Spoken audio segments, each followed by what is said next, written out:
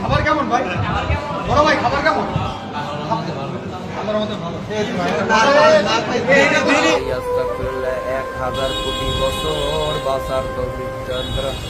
হে মহান আল্লাহ রব্বুল আলামিন, দুনিয়াতে যত বালা মুসিবত আপনি রহমতের ভিতরে তৈরি করেন আল্লাহ। আজকের এই যে দোকানটায় বলছি, এই দোকানদার অত্যন্ত ভালো মানুষ ছিল, আপনার দিনের কাজ করতে গেছে।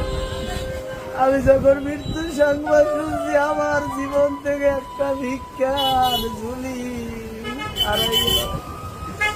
আল্লাহ তুমি বলে জান্নাতুল ফেরদৌস